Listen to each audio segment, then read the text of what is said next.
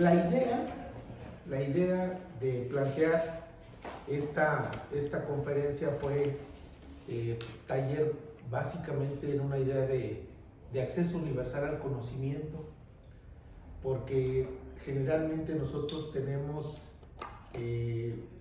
documentos, fuentes, y que son las que obviamente nosotros utilizamos, hablando de las fuentes de Sampieri y del Griegio, y nosotros accedemos a ella en nuestra lengua natural, ¿no? Pero muchas veces se nos complica acceder a fuentes que no están en nuestra lengua natural, ¿no? Que es el español. Y yo le propuse esta idea al doctor Astraín de todas las fuentes que vamos a utilizar en esta conferencia va a ser en inglés. Todas las citas van a ser en inglés, todo lo que van a ver en las diapositivas van a ser en inglés. Puras fuentes que normalmente no están al alcance común, pues. Y es una forma de innovar para que ustedes tengan el acceso a fuentes que de otra manera nosotros pensamos que sería muy complicado tener, ¿no? Y por eso decidimos esta forma de hacerlo, con todas las fuentes en inglés, y ya vamos a irla explicando para que ustedes vayan captando, tomando sus notas. Pero lo que más nos va a interesar a nosotros es que ustedes vean la forma en la que lo pueden incorporar a sus trabajos de investigación, a sus trabajos de tesis, cómo lo pueden investigar. El método comparado en el derecho es un método que por muchos autores es un método muy novedoso, que domina la ciencia jurídica de estos tiempos del siglo XXI, particularmente porque el mundo está globalizado.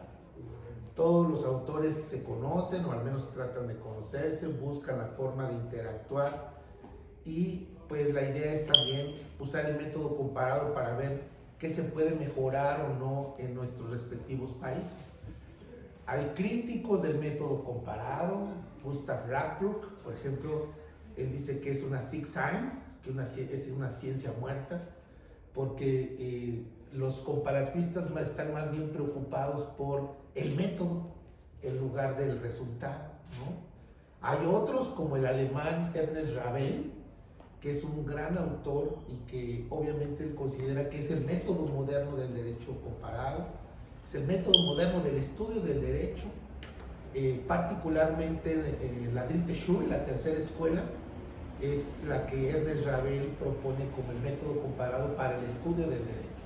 Entonces nos pareció importante conocer el método comparado, cómo surge y cómo evolucionó, pero insisto, solamente utilizando fuentes en inglés, y los vamos a ir explicando.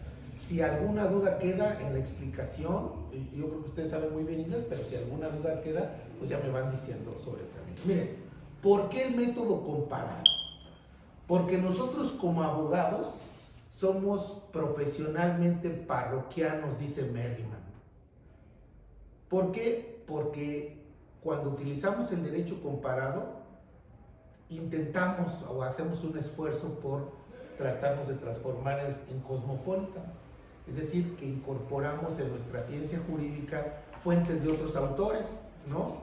Y aquí también cae el exceso porque de repente cuando queremos tener nuestra tesis, podemos tener solo autores muy reconocidos, principalmente que escriben en otro idioma, y a los que nosotros no tenemos acceso a esos autores sino a través de la traducción. ¿Cómo conozco a Ferrajoli? A través de la traducción. ¿Cómo conozco a Alexi? A través de la traducción. Pero no tengo el acceso directo. ¿Cómo conozco a Hart? A Kelsen? A través de traducciones. Porque nosotros no tenemos acceso a la originalidad del escrito del autor, ¿no?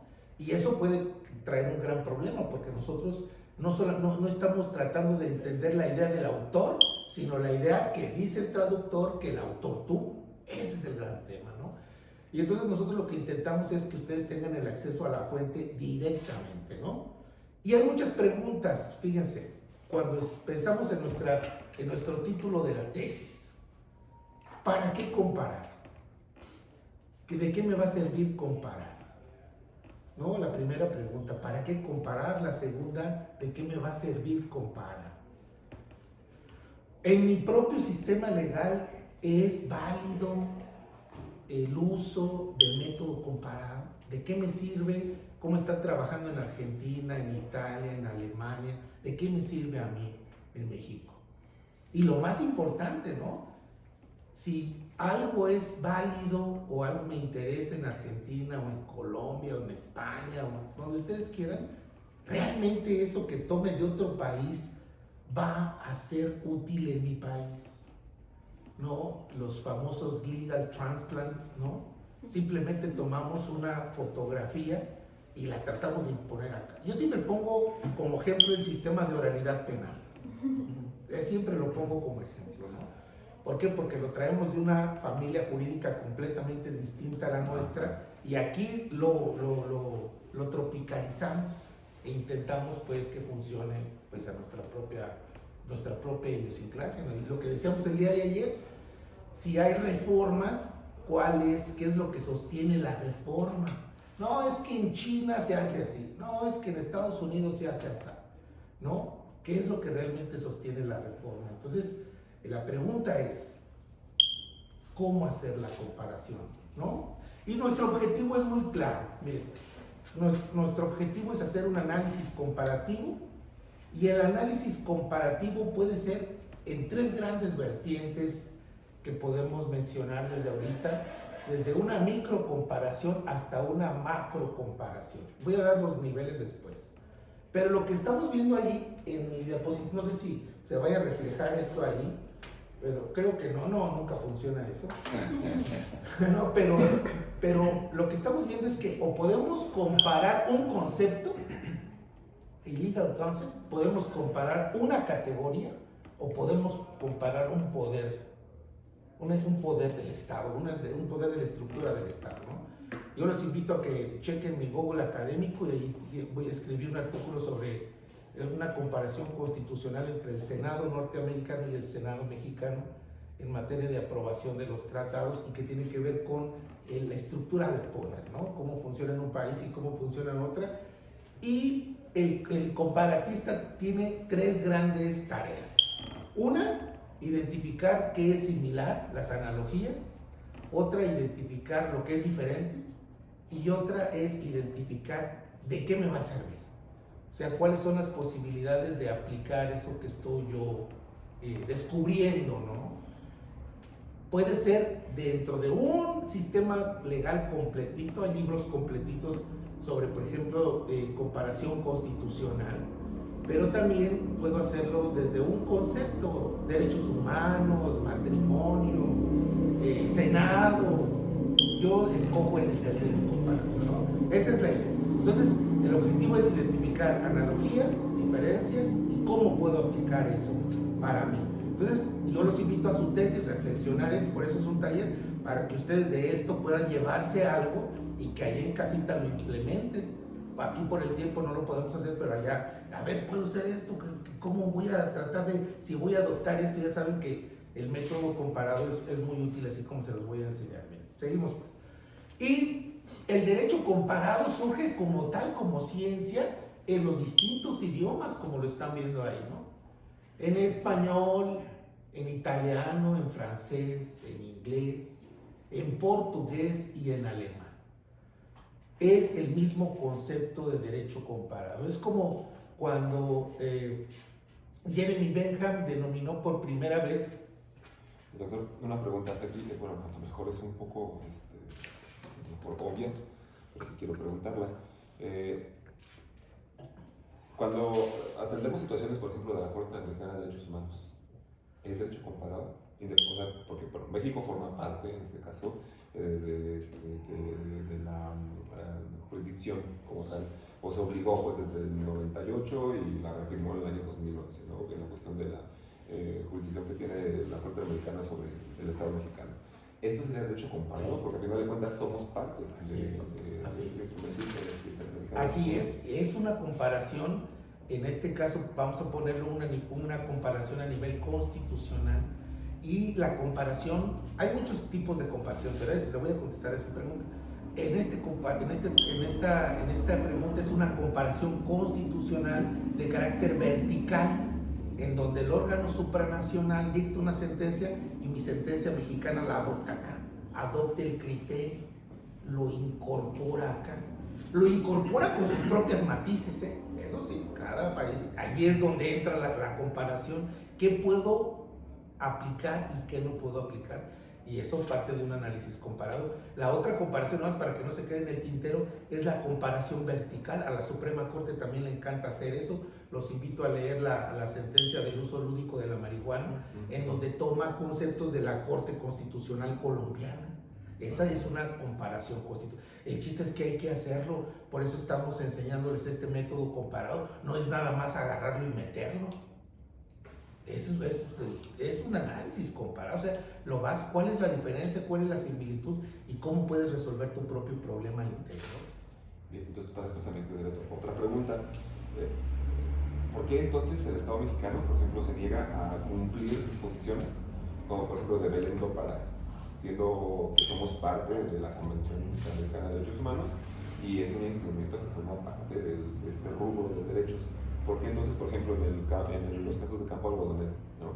Que digo, esta situación no se ha terminado porque el Estado mexicano sigue peleando? O sea, dice que, ¿sabes qué? Sí reconocí, o más bien sí firmé la convención, pero no la ratifiqué. Pero sí soy parte en estas cosas, pero en lo que me están diciendo no lo quiero hacer. Muy particularmente, por ejemplo, en la armonización de los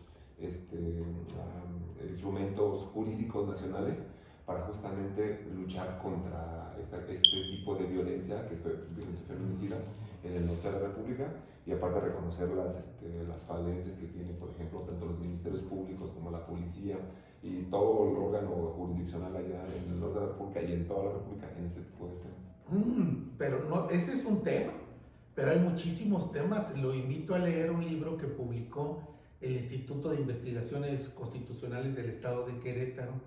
El director Rogelio Flores, junto con don Eduardo Ferrer, si mal no recuerdo, y otros de la Corte Interamericana, y elaboraron un libro sobre el cumplimiento de las sentencias de la Corte Interamericana.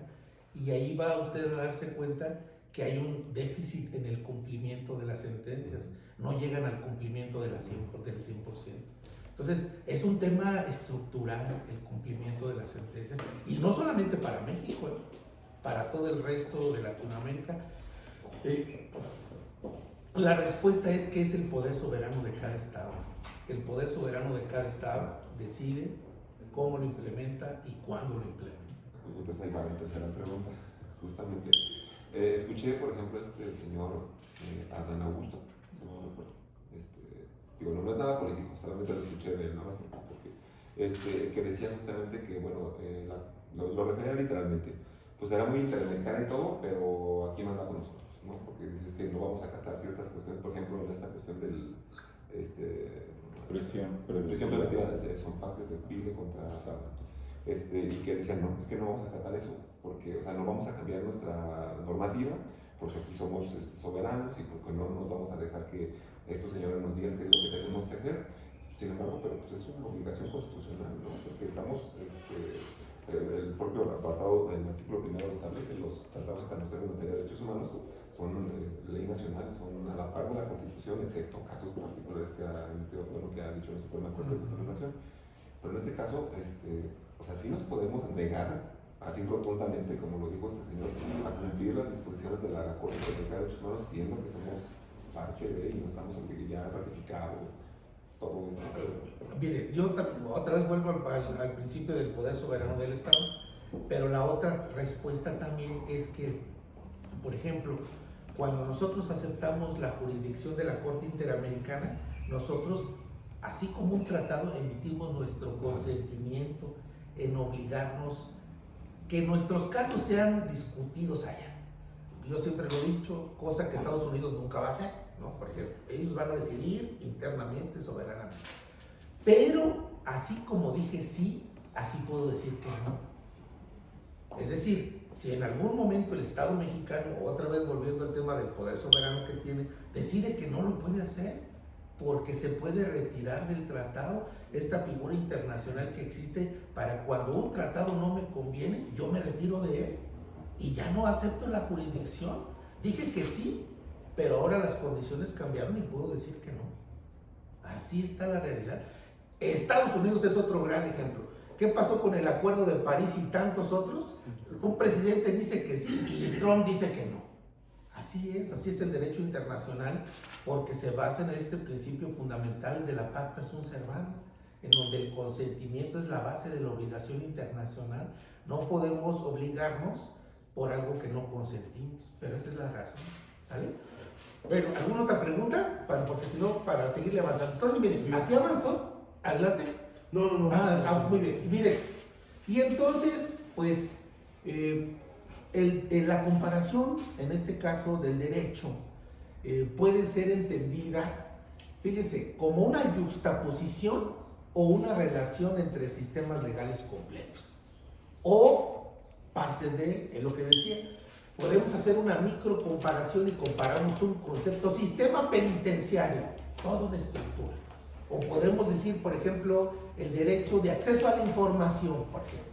Pero estamos comparando ahí algo pequeño o algo muy grande, ¿no? Y eso nosotros lo tenemos que decir. Y lo mismo, lo importante en el método comparado es identificar las similitudes, las diferencias y cómo podemos nosotros evaluar eso.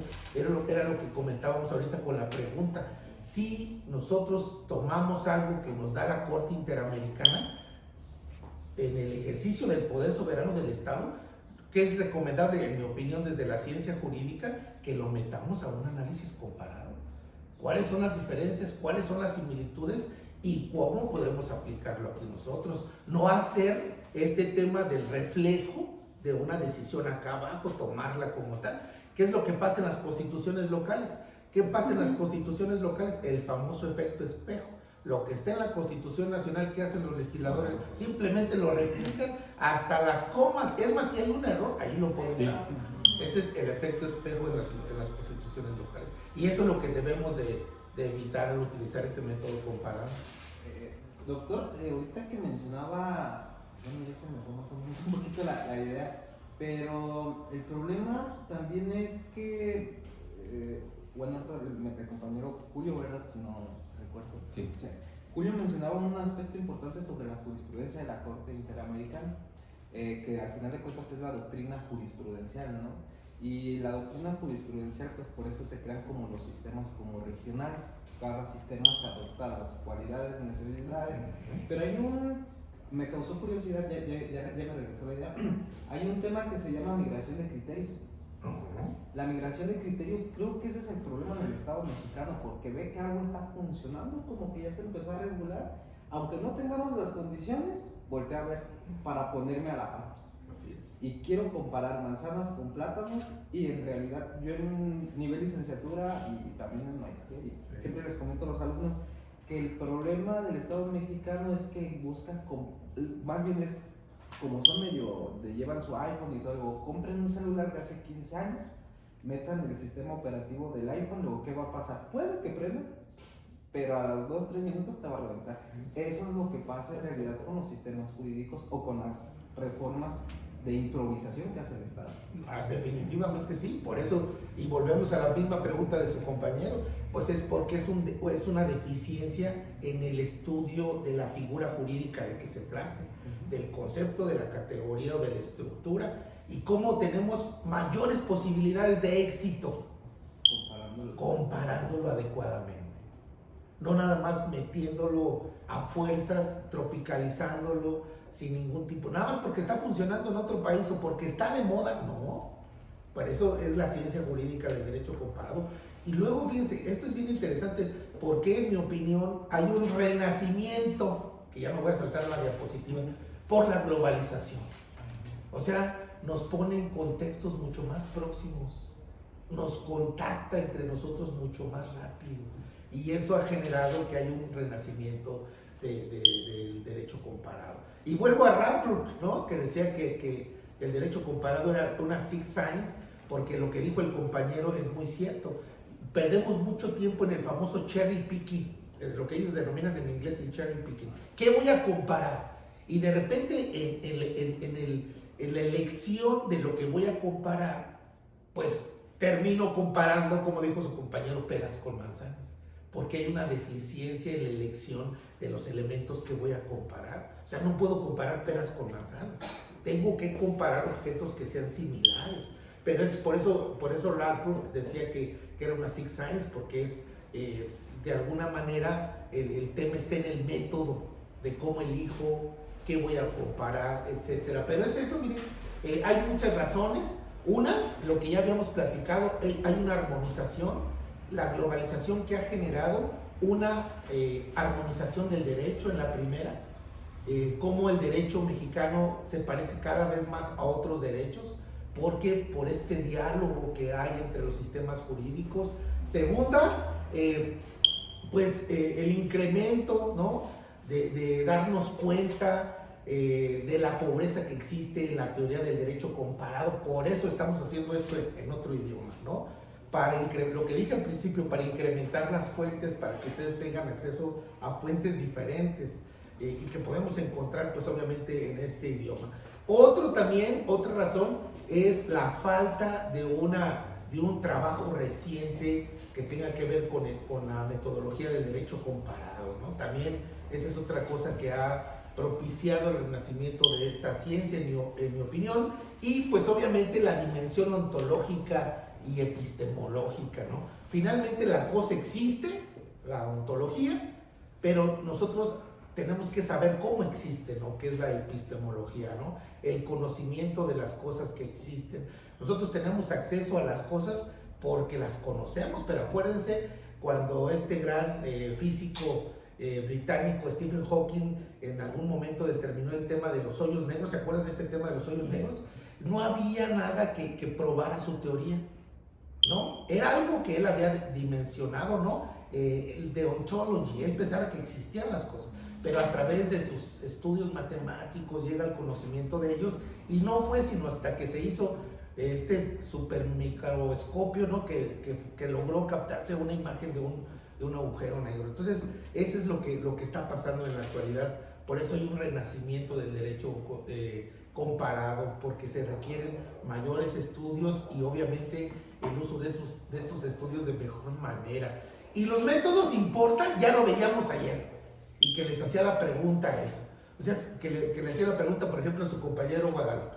A ver, ¿cuál es el método que tú vas a utilizar para tu investigación?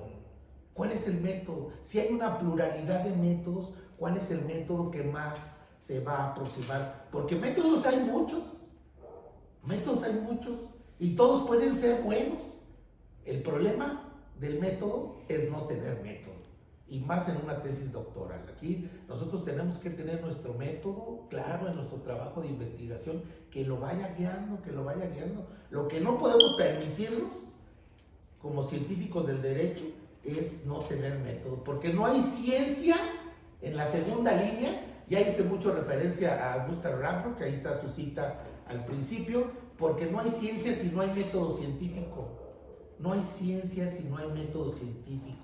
Esa es una gran crítica que siempre se nos hacen a nosotros en el campo de las ciencias sociales, ¿no? Pero es una ciencia al final de cuentas, una ciencia jurídica, porque lo que buscamos nosotros es que sea a través de un método científico, ¿no? Y lo veíamos el día de ayer en las presentaciones de Nino. Ahí está, para Kelsen, ¿cuál era el método?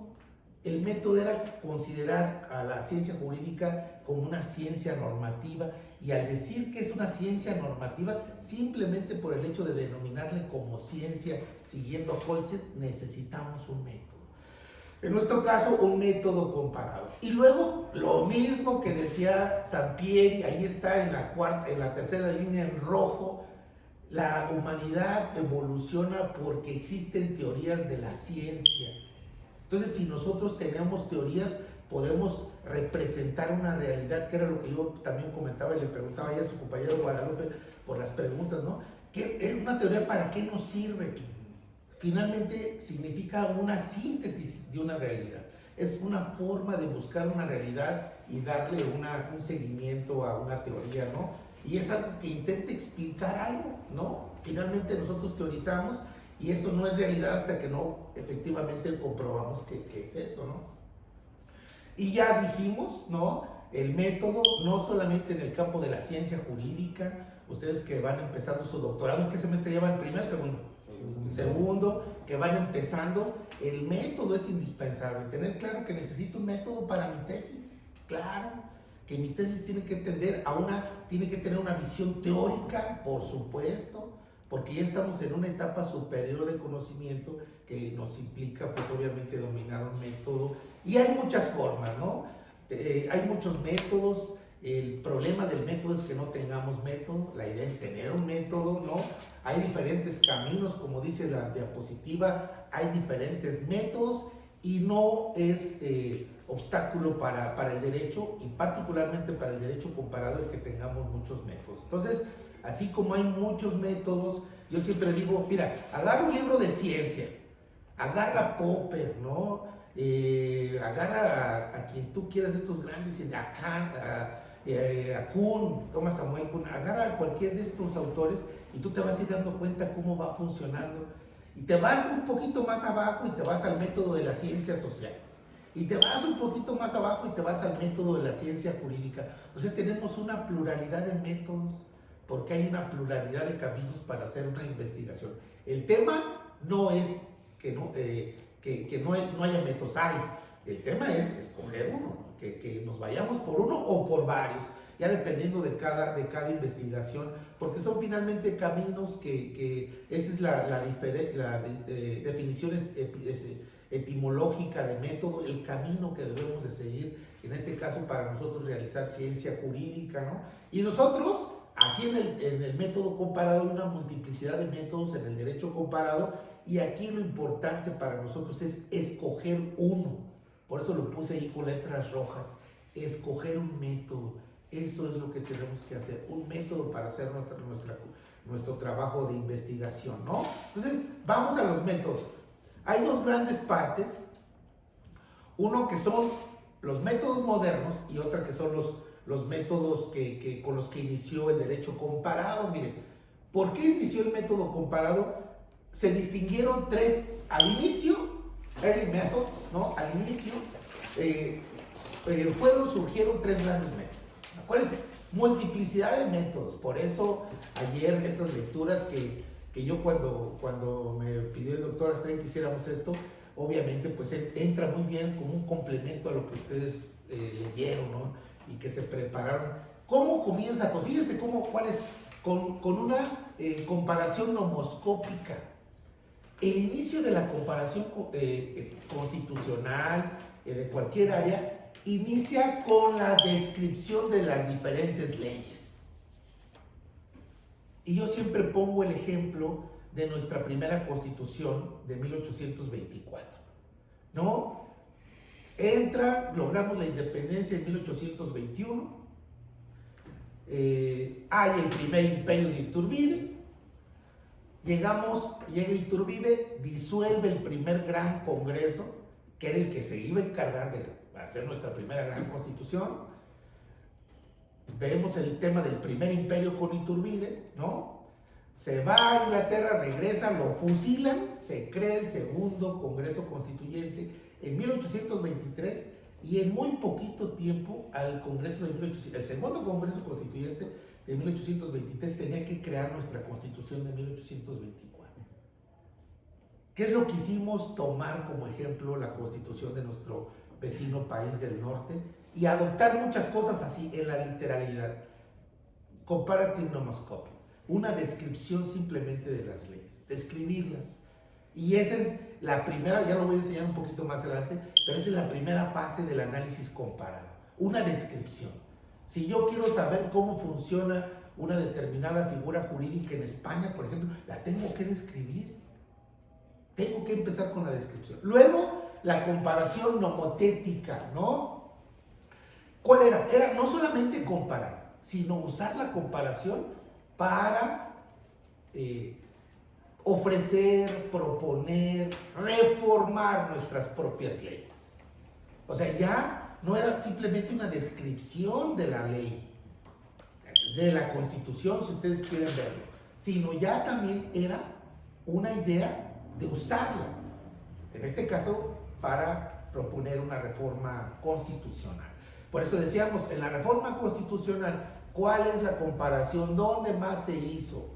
Una comparación nomotética. Y finalmente una comparación nomogenética, que esto es bien interesante porque es, es como vernos al espejo. Yo siempre pongo esta parábola, en mis clases siempre utilizo la parábola y la comparación para que quede claro. Es como vernos al espejo y cómo me vi el espejo cuando tenía 15 años y cómo me vi el espejo cuando tenía 20 años y 30 y 40 y 50 y vi cómo mi semblante fue cambiando, mi cabeza se fue llenando de canas, mi cara se fue llenando de arrugas, pero fue mi propia evolución de una institución legal.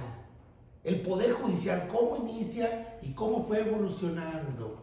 Un derecho humano, el que ustedes quieran, el del acceso a la información, cómo surge y cómo fue evolucionando.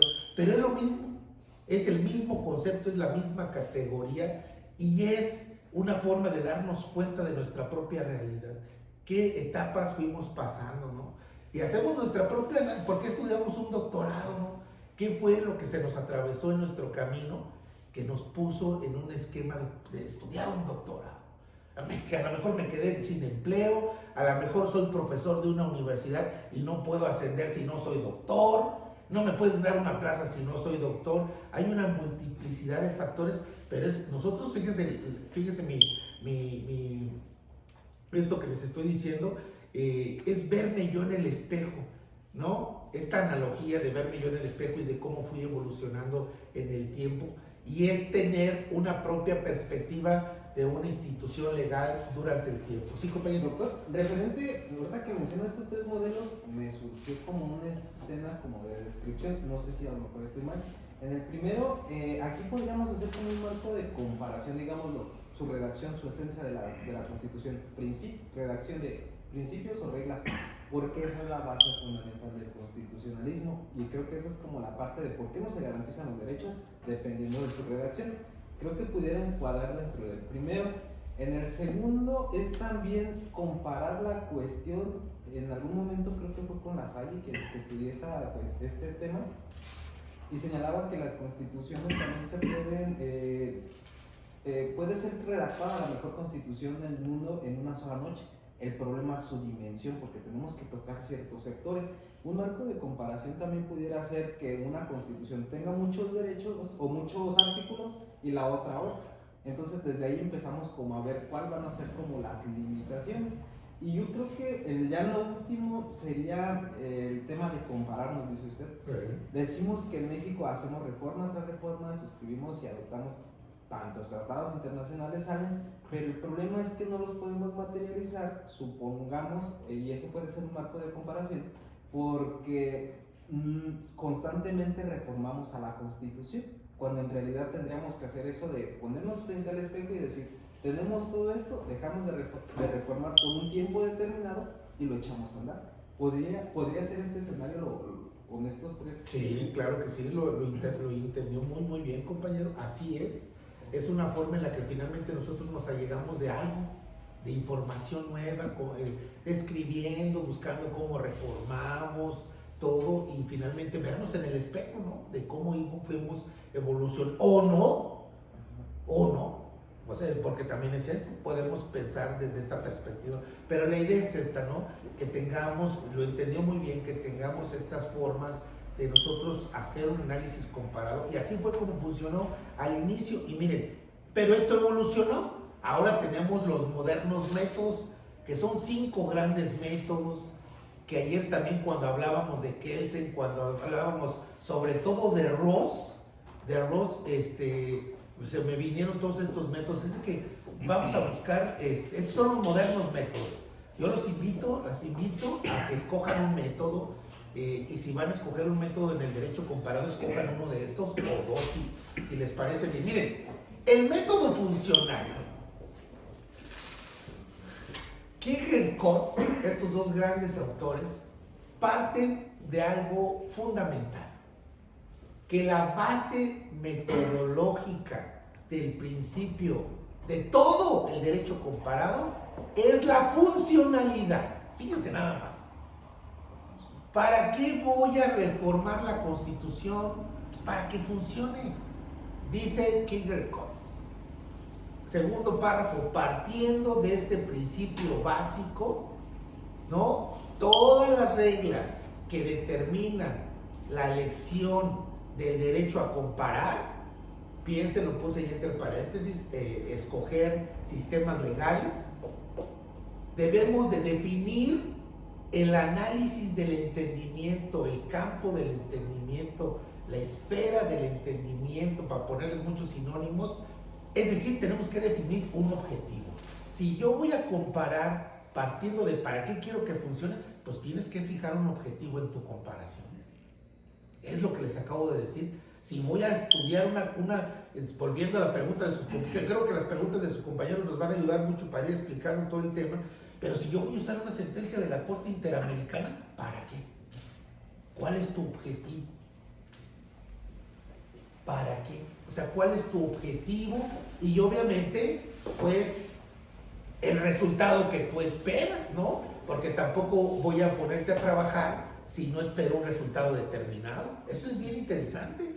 O sea, es como lo que decía su compañero de no podemos comparar peras con manzanas. ¿Por qué no lo podemos hacer, compañero? Porque el resultado que obtengamos va a ser, pues, hay un Frankenstein, ¿no? O sea, no podemos hacer eso. Tenemos que identificar y preverlo. Entonces, a ver, ¿qué voy a estudiar? La acción de tutela colombiana, por ejemplo. ¿Cómo funciona en Colombia? ¿Qué atiende? ¿Cuál es la problemática? ¿Y cómo yo pienso que me puede servir aquí para mi juicio de amparo? La acción de inconstitucionalidad también en Colombia, ¿no? Entonces, esa es una forma en la que nosotros podemos darnos cuenta de si esa comparación tiene posibilidades de utilizando este método, ¿no? Pero, miren, eso es un gran ejemplo porque decía el compañero, también esas preguntas también me gustan porque contextualizo eso en el párrafo tercero. Yo cuando hago el análisis comparado empiezo con la regla, con la norma, cómo está redactada, cuáles son las palabras que utilizo. Y vamos a comparar solamente las palabras que están en los textos. No, sino que, por ejemplo, los conceptos y las reglas, también tenemos que comparar el contexto en el que trabajan. Lo que allí el ejemplo es el constitucionalismo, todos estos factores sociales, políticos, religiosos que inciden en que la norma esté como está. O sea, yo siempre digo que en el análisis no nos podemos permitir como estudiosos del derecho partir de suposiciones. Nosotros debemos estudiar la norma, podemos estar o no de acuerdo con ella, pero es estudiar la norma y en el contexto en el que está y por qué fue creada así y cuál fue la realidad que intentó solucionar. Lo estoy poniendo entre constitución y constitucionalismo. Ahorita le doy la uso de la voz. Y nada más para terminar, una cosa es lo que está en el libro, Law in the Book, y otra cosa es cómo realmente funciona Law in the Action, ¿no? Law in the Book, ¿cómo está? ¿Qué dice el artículo primero? Law in the Book. Pero cómo realmente atiende la problemática, cómo está funcionando Law in the Action. Sería como la cuestión del análisis de contexto, que es también un instrumento exactamente sugerido por la Corte Americana, pero que para casos concretos, pues a lo mejor aquí se refiere a una cuestión como macro y este será micro, ¿no? Pero finalmente nosotros estamos analizando el contexto de esa disposición normativa. O sea, es lo que dijimos. A lo mejor en Colombia tienen el artículo 20 y funcionó y atendió una determinada problemática. Law in the Book y Law in the Action. Pero en México, ¿quién nos garantiza que va a funcionar de la misma manera? No hay ninguna garantía. Mi humilde opinión es que si usamos la ciencia del derecho, la ciencia jurídica, particularmente el método comparado, vamos a estar más próximos ¿a qué? A darle a la realidad, porque lo metimos en un estudio y podemos atender de mejor manera esa realidad, porque los contextos, en todos los países los contextos son diferentes. Sí pueden ser similares, la globalización lo ha venido generando, ¿no? El que la cultura se haya mundializado, ¿no? Etcétera, etcétera, pero finalmente hay contextos que son diferentes, atienden su propia historia, su propia tradición, ¿no? Los pueblos surgen y evolucionan de manera diferente, el nuestro así ha sido y así son todos los demás. Entonces, eso es el contexto. Hay un gran posicionamiento de un decano que se llama Lawrence Sayer, creo que en Estados Unidos señalaba una postura que dice: una constitución por sí sola es un pedazo de papel, lo importante es lo que se hace con ella. Lo importante es eso, ¿no? Y mire, ahí está usted también está participando en ese penúltimo párrafo, o sea, una situación real, la que ustedes quieran, tráfico de drogas, por ejemplo. ¿Cómo es atendida en un país? ¿Cómo es atendida en otro país? Haciendo uso de su propia normativa, ¿no? Pero fíjense, es la misma factual situation, es la misma situación real. Nada más que la diferencia es que cada sistema jurídico le da su propio tratamiento, pero la problemática del consumo de drogas, por ejemplo, del fentanilo, que ahorita está muy de moda, puede ser de una manera en Estados Unidos, de otra manera, pero es la misma situación fáctica. Aquí la cosa está en que cómo el sistema jurídico responde a esa misma situación fáctica y cómo, haciendo uso del método comparado, podemos darle un mejor tratamiento. La idea es que el pueblo finalmente pues reciba un beneficio en este contexto. Adelante, compañero. ¿Y cómo pudiéramos utilizar estos métodos para hacer derecho comparado, para estudiar derecho comparado, sin crear un Frankenstein, cuando la necesidad a la que me lleva mi investigación es crear una figura que no existe? Porque yo cuando me entusiasmo por estudiar el doctorado, tenía una hipótesis que era que la fracción primera del artículo 61 de la ley de amparo era inconstitucional. Y yo, bueno, no una hipótesis, sino un principio de cómo construir una hipótesis. Y yo voy por ahí, pero resulta que a estas alturas, pues ya esa fracción primera ya no es de la ley de amparo, sino ya es constitución. Y con ella hicieron lo que yo pienso combatir, que introducen normas a la Constitución que violentan derechos humanos. Yo intentaba poner el ejemplo de la prisión preventiva, que la metieron a la Constitución cuando es una norma que vulnera derechos humanos. El arraigo vulnera derechos humanos. Hemos sido condenados por la Corte Internacional en Sempatre Tepile y otras sentencias a decir: regula tu norma interna, porque estas figuras son inconvencionales, violentan derechos humanos. Y lo que dice el compañero, el Estado mexicano, que dice: no, pido disculpas, sanciono lo que tengo que sancionar, reparo daño, pero mi norma interna en ninguna parte del tratado internacional te da a ti la facultad de decirme que yo reforme mi norma interna. Eso es de mi poder soberano.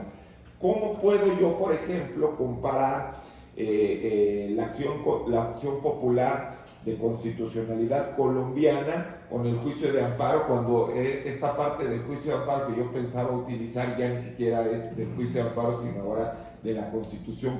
¿Qué método me pudiera funcionar para no crear un Frankenstein, para que no quedarme con algo que deforme? Ahorita vamos a ir viendo los métodos, pero yo creo que hay otro que le va a funcionar más. A lo mejor quizá no, pero vamos a irlos viendo poco a poco. Pero mire, la realidad lo alcanzó, compañero. Sí, me rebasó. Lo rebasó. ¿Qué es lo que pasa cuando nosotros iniciamos un proceso de tesis? Por eso la tesis es un producto temporal que atiende una realidad. Y mi objeto de estudio de la tesis, compañero, lo tengo que escoger bien. Por eso ahorita están en un buen momento de hacerlo.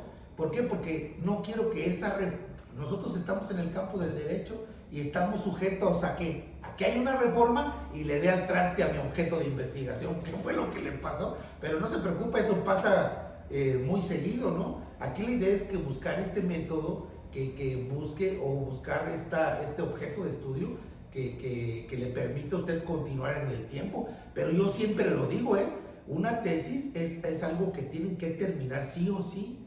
¿Por qué? Porque corremos el riesgo de que mi tesis duerme el sueño de los justos y ahí la dejo. por años y años, y ya cuando la quiero retomar, resulta que el objeto de estudio ya cambió, que ya hubo una reforma, que ya evolucionó, y ya. Entonces, no, aquí hay que tener en cuenta, hay que tener un objeto de estudio, escoger un objeto de estudio que me permita trabajar sobre él en un determinado tiempo, ¿no? Y para poder tener un planteamiento. Fíjese, ¿qué diferencia hubiera sido si hace 5 años Sí, claro. usted hubiera terminado esa tesis? Sí, claro. ¿Qué diferencia hubiera sido? Sí. Pero bueno, vamos a seguir con este método, ¿no? Miren, y luego, lo que nos funciona el método factual es que hay 2 grandes elementos. Por un lado, los hechos. Y por otro lado, cómo funcionan esos hechos, o cómo es que está el derecho establecido en la Constitución para atender esos hechos, ¿no?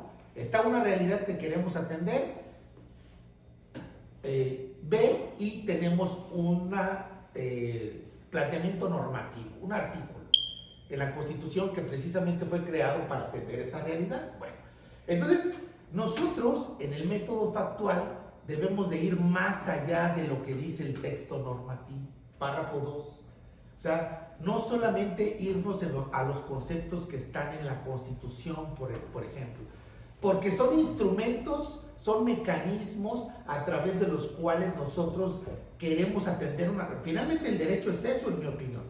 Es un instrumento que nos permite atender una realidad social, atenderla y solucionarla. Pero no podemos quedarnos solamente eso, sino que además debemos de atender cómo funciona la norma en la realidad.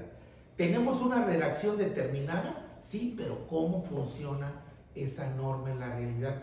¿Cuál es la problemática que atiende? Y si lo voy a ver en terrenos del derecho comparado, pues si hay una realidad semejante y si hay una norma semejante, podemos encontrar que en un lugar sí funciona y en el otro lugar no funciona. Incluso puede ser lo que dice nuestro autor, y que estoy completamente de acuerdo, como fenómenos extralegales. Y lo pone entre paréntesis los movimientos sociales. Un movimiento social puede generar que en un momento determinado la norma como está ya no funcione. Pero eso no lo sabemos. Es donde el estudioso del derecho es donde trabaja, ¿no? Buscando la forma de atender esa nueva realidad. La realidad nos alcanzó. Ahí está la respuesta a lo que le pasó, compañeros. La realidad nos alcanzó. Entonces, el método funcional, ahorita me regreso a esa para que vean esta otra diapositiva. Ahorita me regreso a esa para que entendamos ese párrafo último. El método funcional es circular. Puse un ejemplo ahí. Yo tengo el artículo 1 en mi Constitución y su función, ¿cuál es? Proteger los derechos humanos. ¿Cómo logro esa interconexión? A través de un mecanismo de justicia procesal constitucional, como es el amparo, ¿no? Ahí puse la Judicial Review. Entonces, lo que hace es que en este círculo hegeliano, ¿se acuerdan? De Hegel y su dialéctica hegeliana. Esto es dialéctica hegeliana, ¿no? Cómo al establecer el artículo y establecer un mecanismo procesal que atiende esa violación, en realidad lo que estoy haciendo es restablecer el derecho, pero está atendiendo la realidad a través de la Judicial Review.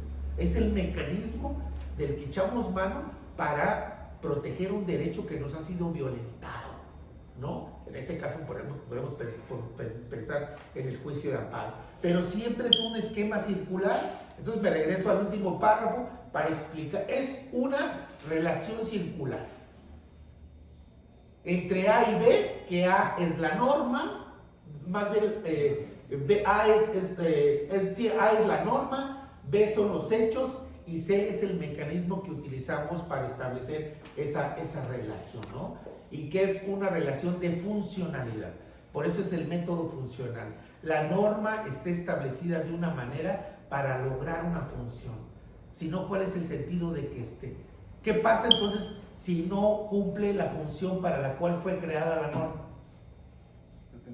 La tenemos que cambiar, porque no está respondiendo a esa realidad para la cual fue creada. Y ese siempre va a ser el riesgo. No tenemos una bolita mágica, y menos en el derecho, que nosotros lo que intentamos es que la conducta sea socialmente aceptada, que permita sistemas de convivencia adecuados, cero violencia, ¿no? Evitar la violencia en lo más posible, es la verdad, y buscar que el derecho sea un instrumento del Estado para tener un orden social. ¿Qué es el derecho? Un instrumento finalmente del Estado.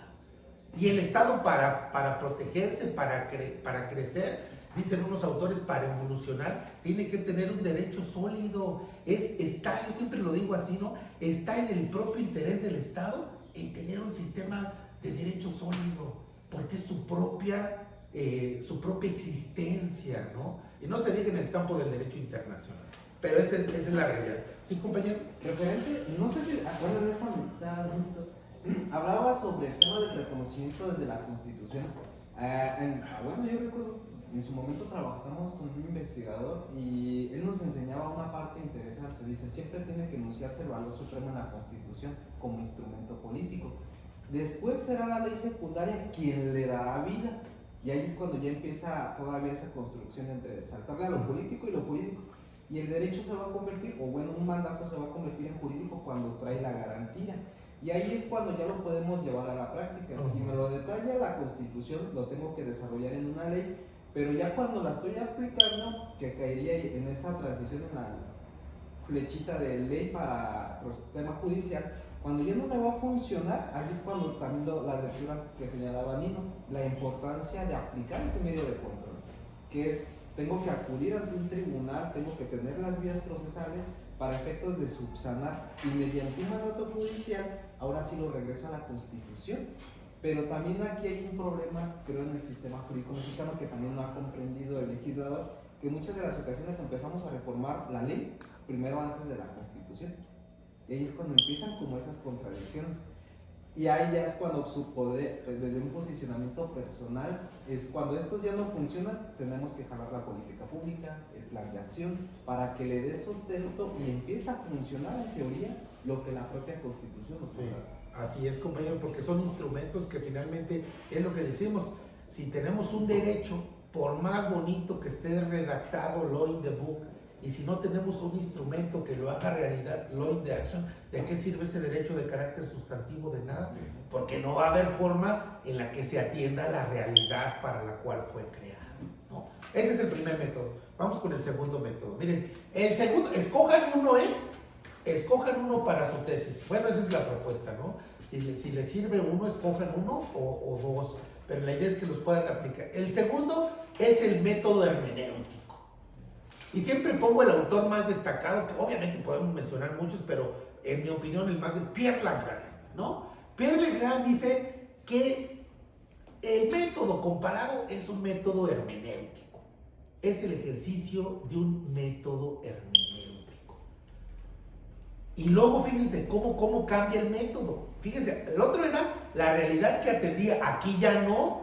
Aquí el trabajo del comparatista es no solamente comparar las normas, sino porque las normas no son más que strings of words, letras, un conjunto de letras, y ya.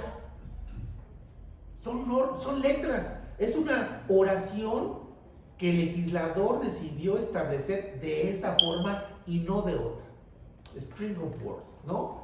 Y que finalmente lo que decíamos que era el law in the book, la Constitución, ¿no? Entonces, ¿cuál es el trabajo del comparatista nuestro? Es ir más allá de la superficie en el párrafo tercero, ir más allá de la superficie, ir más allá de lo que la norma está estableciendo.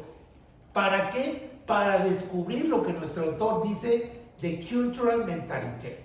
Utiliza esta frase, esta palabra en francés, de cultural mentalité. ¿Cuál es el contexto, compañero? De cultural mentalité. ¿Cuál es el contexto de esa norma? ¿No? Pero aquí varía el tema del contexto, ¿no? ¿Por qué?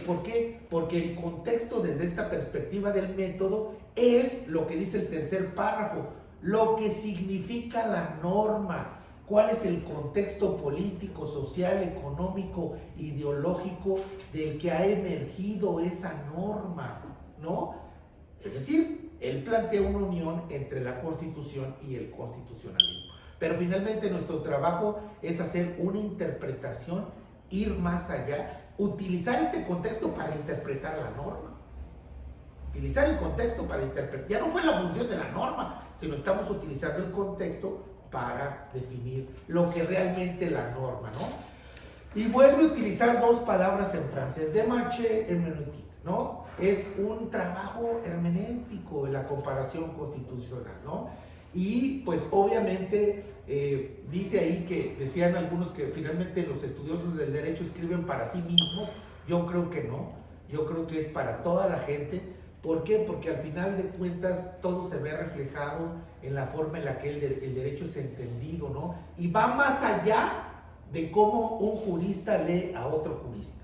Eso es lo que está diciendo nuestro último párrafo, ¿no? Entonces es súper importante entender esto y cómo la interpretación en el derecho comparado es eso. Ahora, fíjense, podemos hacer una comparación utilizando este método hermenéutico. Pensemos, ¿cuál es el concepto de familia que está establecido? No me acuerdo ahorita el caso de la Corte Interamericana.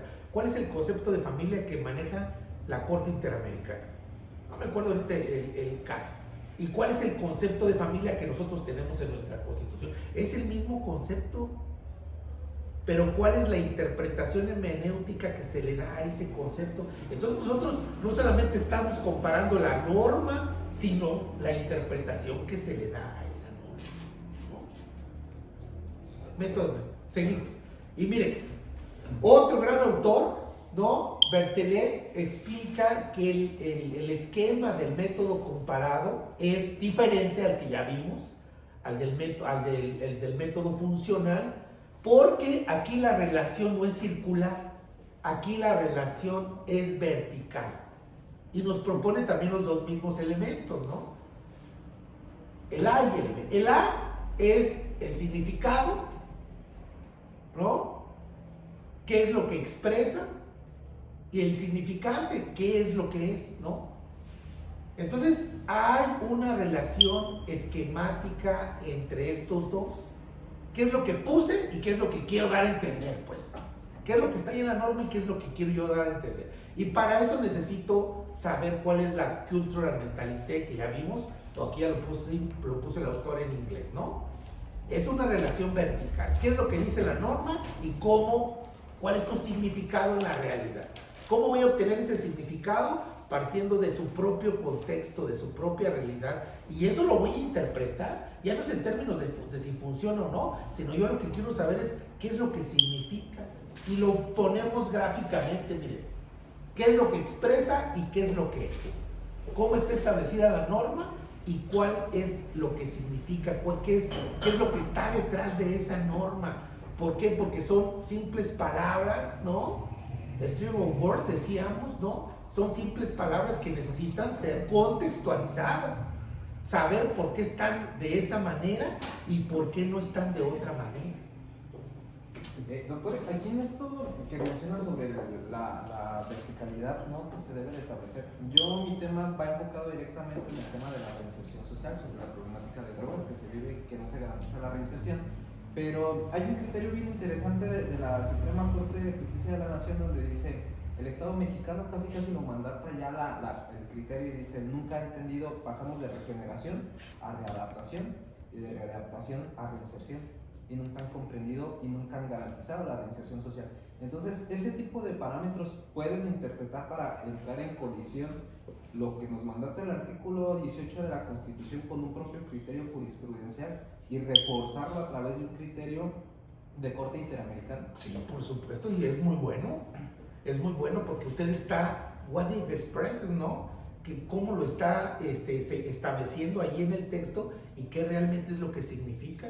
y podemos encontrar cosas verdaderamente, cosas que quizá no nos guste, ¿no? Podemos encontrar que a lo mejor la interpretación que se da a un determinado artículo no es la más adecuada o es diferente a la que existe en otras latitudes, lo que acabo de poner como, por ejemplo, el concepto de familia, ¿no? La familia tradicional, la familia única, etcétera, etcétera, ¿no? Y cómo, pues obviamente nosotros podemos llegar al entendimiento mejor de la norma utilizando diferentes fuentes de interpretación. Aquí es la interpretación, por eso es un método hermenéutico. ¿Cómo lo interpretamos? ¿Quién más lo ha interpretado así? ¿Cómo se ven otras latitudes? Y entonces fíjense, la interpretación, fíjense, incluso la comparación, pero la comparación ya no sería solamente en el tema de las palabras utilizadas en un artículo determinado, sino la comparación sería incluso cuál es la jurisprudencia, por ejemplo, que le ha dado contexto a ese cúmulo de palabras, qué es lo que nos han dicho. Entonces, realmente, ¿qué estamos comparando? Criterios jurisprudenciales. Los dos van a atender lo mismo, pero tienen un contexto completamente diferente. Pero sí, muy bien, ¿sí? Bueno, segundo método. Vamos para seguir avanzando y poder, porque ya se nos está haciendo tarde. El tercer método, el método estructural, ¿no? Fíjense, el método estructural parte de algo que es muy importante, que caracteriza a aquellos elementos que están en oposición. Podemos poner en oposición objetos, propiedades, relaciones, todo aquello que le da al sistema jurídico una forma de operar o un código de operación, ¿no? Es decir, ponemos en contraste dos objetos. Lo dice, si mal no recuerdo, creo que es el artículo 121 de nuestra Constitución. Creo que es la fracción tercera, si mal no recuerdo, en el reconocimiento de las sentencias, ¿no? Si mal no recuerdo. Pero podemos en oposición, por ejemplo, dos derechos. Derechos reales y derechos personales. O podemos en oposición la acción de tutela colombiana y el juicio de amparo. Los estamos poniendo en oposición, para que atiendan la misma realidad.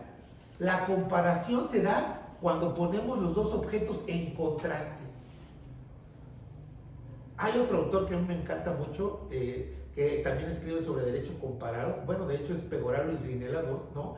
Que han escrito sobre esto, y que obviamente, miren, esta parte de poner en oposición, siempre recuerdo cuando tenemos que atender aquello que puede ser contradictorio, y cuando hacemos la comparación y ponemos en contradicción dos cosas en oposición, el objetivo es determinar las diferencias, el objetivo es determinar las similitudes, el objetivo es determinar aquello que podemos aplicar que resulta válido de acuerdo al objetivo que hemos planteado al hacer el análisis comparado.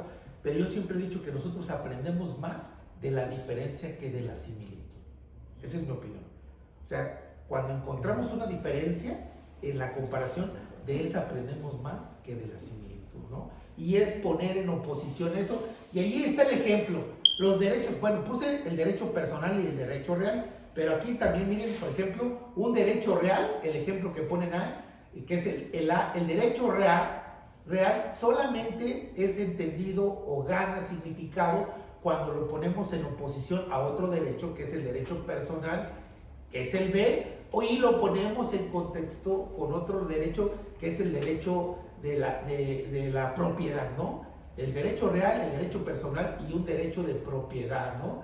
Y obviamente, pues eso puede tener como objetivo una relación inmovible de las cosas, ¿no? La idea es que podemos ver a todo el sistema jurídico en la última párrafo como un conjunto de normas, de conceptos que son expresados en un determinado lenguaje y que nos permiten conocer sus conceptos, sus categorías jurídicas, el sistema jurídico completo cuando lo ponemos en oposición.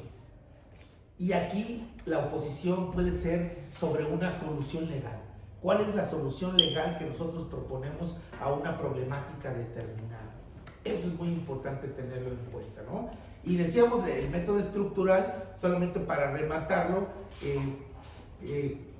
hay muchas diferencias, pero yo decía hace un momento que la ganancia al utilizar cualquier método, esa es mi opinión, la ganancia que podemos obtener al utilizar cualquier método de derecho comparado no va a estar en la similitud, sino en la diferencia. ¿Qué es lo que nos hace diferentes y nos fortalece, ¿no? Y ese es un